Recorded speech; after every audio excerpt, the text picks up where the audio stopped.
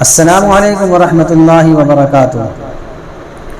آج میں قرآن کریم کو صحیح پڑھنے کا سلسلہ شروع کرنے جا رہا ہوں، جیسا کہ میں نے اس سے پہلے اعلان بھی شائع کیا تھا، اور انہوں نے یہ بھی کہا کہ ہمیں اس کا انتظار ہے اور ہم یہ چاہتے ہیں، تو کچھ لوگوں کو شوق بھی ہے، تو اس لیے میرے دل میں یہ آیا کہ میں اس سلسلے کو شروع کر ڈالوں۔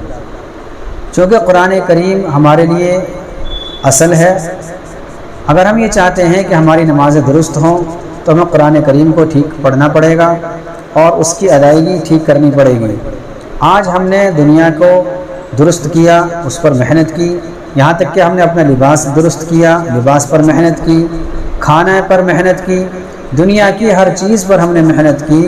اس لیے انسان دنیا میں ترقی کرتا جا رہا ہے اور دنیا کے نقصان کو نقصان سمجھتا ہے، لیکن ایمان والے کے لیے جو اصل ہے وہ آخرت ہے اور جنت ہے، اور آخرت کی کامیابی کا دار و مدار یہ دین پر ہے، اور ایمان کے بعد سب سے پہلے نماز ہے۔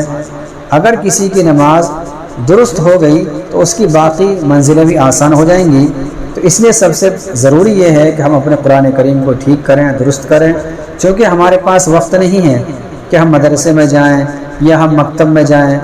تو اس لیے ذہن میں یہ بات آئی کہ گھر بیٹھے لوگوں کا قرآن کریم کیسے درست ہو جائے، تو اس لیے یہ کلاس چلے گی، اور انشاءاللہ بلا ناغہ روزانہ یہ کلاس چلتی رہے گی۔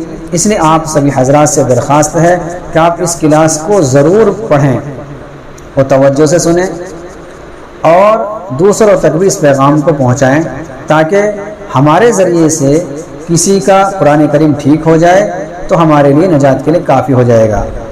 چلیے چلتے ہیں اصل مقصد کی طرف اور دیکھتے ہیں کہ ہم قرآن کریم کو کس طریقے سے پڑھیں گے۔ تو یہ ہے نورانی قاعدہ، یہ آپ کو دکھ رہا ہوگا، یہ نورانی قاعدہ ہے۔ تو دیکھیے اس میں یہ الف با تا، یہ نورانی قاعدہ ہے، اور ہر دکان پر ہر علاقے میں یہ مل جاتا ہے۔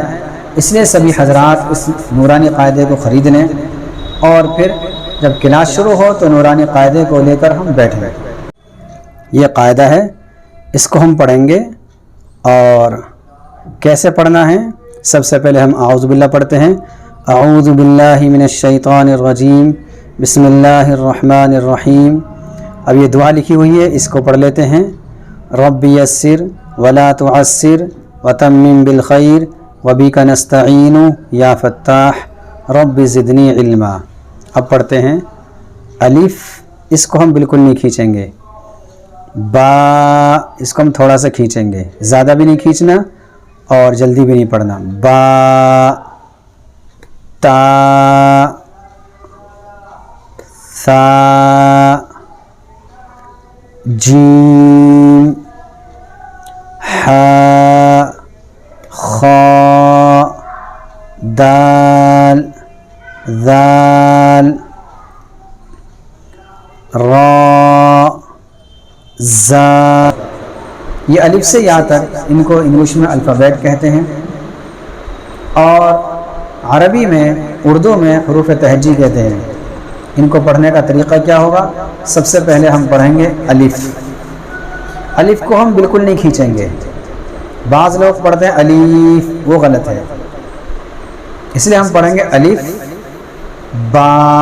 با کو جب ہم پڑھیں گے تو اپنے دونوں ہونٹوں کو ہم ملا لیں گے، با، اور سختی کے ساتھ ہم اس کو ادا کریں گے۔ اس کے بعد تا، تا کے اندر جب زبان ہے، جو ہماری زبان ہے، اس کو ہم اوپر کے دانتوں کی جڑ میں لگائیں گے، تا۔